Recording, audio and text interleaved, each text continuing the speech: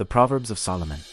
Biblical secrets of prosperity that most Christians ignore. What if I told you that the answer to everything you're searching for, financial stability, peace, purpose, favor, was already written more than 3,000 years ago, and that most people spend their entire lives reading it without truly seeing it? It sounds provocative, but it's the absolute truth. The Bible is not a book of pretty stories to ease your conscience on Sunday. It is the most precise, most tested, and most powerful manual that exists on how to live well in every area of life. And within it there is a book that concentrates such an absurd density of wisdom that scholars, business people, and leaders from around the world recognize its value. That book is Proverbs, and the man behind it is Solomon, the richest and wisest king who ever walked this earth. The Word of God has kept these secrets for millennia, waiting for someone to truly stop and understand them. But here's the problem. Most Christians read Proverbs as if it were a calendar of motivational verses. They read today, feel moved, and by tomorrow have already forgotten. And they keep living in the same cycle, working hard, reaping little, praying for miracles, while ignoring the principles that produce the miracles. This is not judgment, it is diagnosis. And the diagnosis is necessary for the remedy to make sense. Authentic Christian faith is not a spirituality disconnected from reality. It is deeply practical, deeply strategic, deeply transformative. God is speaking through every proverb, every principle, every warning that Solomon left on record. The question is, are you truly listening, or are you just reading the words without letting them change something inside you? Today, in this content, you will discover the biblical secrets of prosperity that most Christians ignore. They are not secrets hidden in obscure doctrines or exclusive revelations. They are right there, open, accessible, waiting for those who have eyes to see. You will understand why some people prosper and others do not, even within a life with God. You will discover what Solomon knew about wisdom, diligence, generosity, integrity, and honoring God that transformed his life into a living demonstration of God's purpose in action. And more than that, you will leave here with practical principles you can begin applying today. The gospel of Jesus Christ was not preached to leave you merely surviving. It was preached to see you flourishing. So stay until the end, because one of these principles may be exactly what was missing to change the course of your story. There is a question that many people carry in their hearts, but are afraid to ask out loud. Why do some people seem to live in a constant flow of blessings, favor, and abundance, while others struggle every day, even while truly loving God? This restlessness is not weakness. It is not a lack of faith. It is an honest question, and it deserves an honest answer. The Word of God is not silent on this matter. On the contrary, it is surgical, precise, and deeply practical when the subject is real, prosperity. The problem is not in the Bible. The problem is in how most people read it. Many believers flip through the scriptures, looking for comfort, but ignore the divine strategies written right there, waiting to be applied. It is like having a treasure map in your hands and using it only as a bookmark. The gospel of Jesus Christ was never a vague message. It is concrete, transformative, and full of principles that work in real life, day to day, in decisions made Monday through Friday. Within the book of Proverbs, secrets are hidden that most Christians spend their entire lives ignoring. Not out of malice, but out of a lack of deeper, more attentive reading, more connected to what God is saying to each generation. Solomon did not write Proverbs to decorate a shelf. He wrote it because he lived, experienced, and proved that God's principles work. And the most impressive part, these principles are not complicated. They are simple enough for anyone to understand, yet powerful enough to completely change the trajectory of a life. The question is, how many people actually stop to apply them? How many Christians read the verse, feel that passing thrill, and the next day have already forgotten what they read? Christian faith is not an emotional Sunday experience. It is a daily practice, a life posture, and that is exactly why this content exists. Not to give you more theory, but to open your eyes to something that may be right in front of you and you have not yet seen. Because the truth is that God's purpose for your life includes prosperity, not only financial, but spiritual, emotional, relational. God does not want you surviving. He wants you flourishing. But there is a path to this. And that path begins with wisdom. Not with luck, not with the right connection, not with the inheritance you never had. With wisdom. And the Proverbs of Solomon are exactly that. A manual of divine wisdom, written by someone who lived and practiced everything he preached. So if you are ready to discover what most Christians ignore, hold on to this reading, because what comes next may change the course of your story.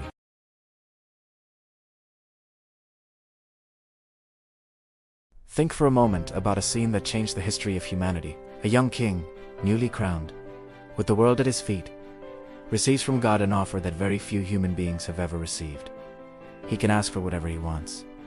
Money, power, fame, longevity, anything. And do you know what Solomon asked for? Wisdom.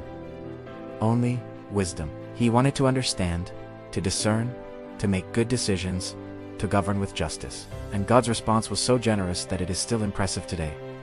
In addition to wisdom, God gave him wealth, honor, and influence that no king before or after came close to reaching. This was not a coincidence. It was a clear demonstration of a principle that runs throughout the entire Word of God. When you seek first what is eternal, what is temporal comes in addition. This is the logic of the kingdom of God, and it is completely different from the logic of the world. The book of Proverbs was born from this place. It is not a book of pretty phrases to paste on a wall. It is a repository of divine strategies, tested and proven by a man who lived at the highest level of wisdom and prosperity that humanity has ever recorded. Solomon wrote Proverbs to teach people how to live well in every area. In relationships, in work, in finances, in difficult decisions, in spiritual growth. But what happens in practice? Most people read Proverbs as if it were a calendar of motivational messages. They read today, forget tomorrow. They feel that passing thrill, but change nothing in their routine, and then wonder why their life does not change. Life with God requires more than superficial reading. It requires real, daily, consistent application. And here's the point that few see. Biblical prosperity always begins with wisdom. Not with desperate prayers for money, not with prosperity chains, not with magic formulas, with wisdom. Because wisdom changes your decisions, and your decisions shape your life. When one of God's chosen begins to apply the principles of Proverbs, something silent and powerful begins to happen. The choices change, the results change, the direction changes. And this is not mysticism. It is spiritual mathematics. Jesus Christ himself said that the house built on the rock withstands any storm. The rock is the wisdom of the Word of God being applied. And Solomon, centuries earlier, was already teaching exactly this. What comes next will show, in practice, how these principles work, and how you can begin applying them today. If there is one mistake that crosses generations, cultures, and social classes, it is this. People chase money when they should be chasing wisdom. It seems contradictory. It even seems naive to someone whose bills are overdue and the fridge is half empty. But Proverbs 3:13 is straight to the point. Happy is the man who finds wisdom, for it is more profitable than silver and yields better returns than gold. This is not poetry. It is an economic declaration made by the richest man who ever walked this earth.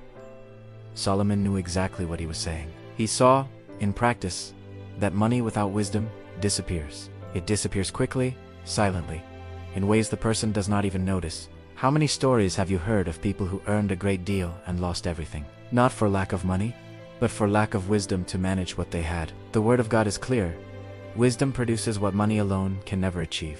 And what does seeking wisdom mean in practice? It means investing in your development before investing in your comfort. It means reading books that expand your mind, such as Rich Dad, Poor Dad by Robert Kiyosaki, which dismantles a limited financial mindset that most people carry since childhood, or Secrets of the Millionaire Mind by T. Harv Eker, which works directly on the thinking patterns that sabotage prosperity. It means seeking mentors, listening to those who have already arrived where you want to go, and above all, diving into the Word of God with the eyes of someone learning a life strategy.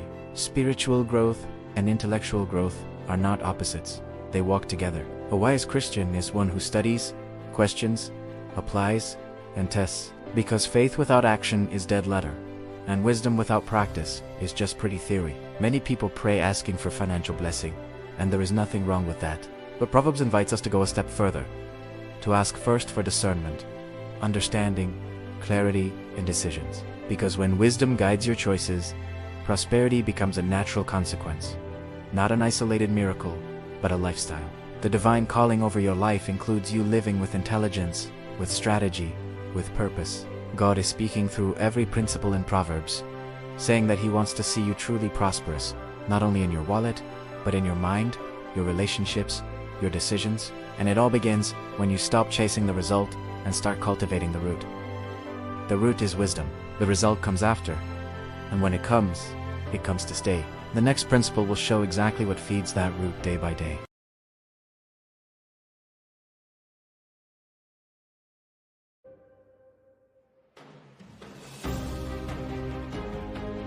If you want to have more You must learn to give more. Most people spend their lives with their hands tightly closed, afraid that if they let go of a single coin, they will lack.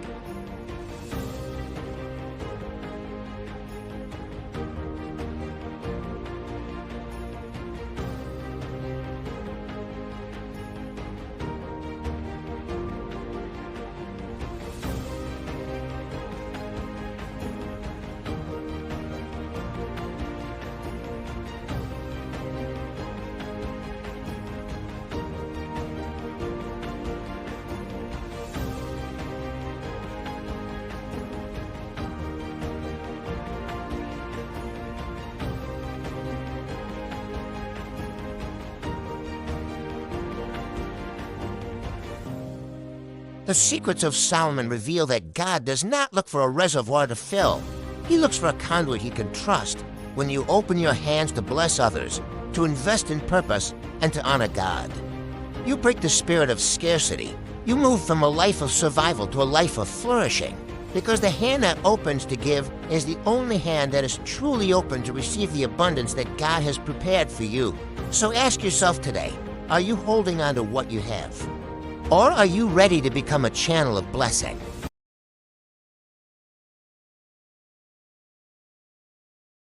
Pense por um momento em uma cena que mudou a história da humanidade. Um jovem rei, recém-coroado, com o mundo aos seus pés, recebe de Deus uma oferta que raríssimos seres humanos já receberam.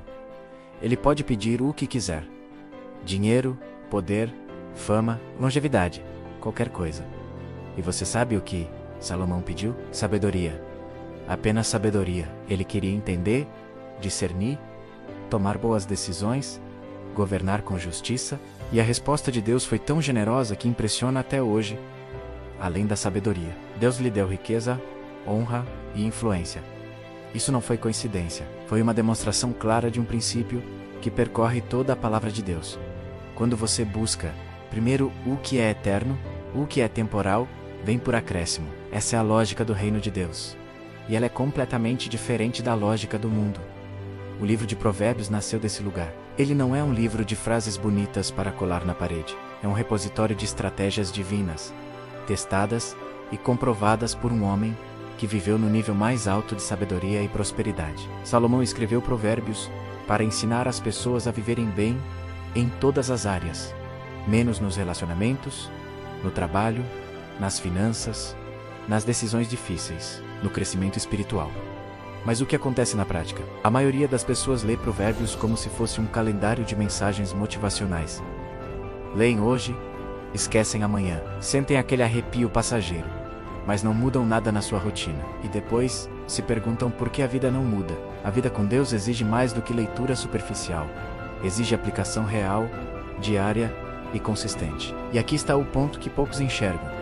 A prosperidade bíblica sempre começa com a sabedoria, não com orações desesperadas por dinheiro, não com correntes de prosperidade, não com fórmulas mágicas, com sabedoria, porque a sabedoria muda suas decisões, e suas decisões moldam sua vida. Quando um dos escolhidos de Deus começa a aplicar os princípios de Provérbios, algo silencioso e poderoso começa a acontecer.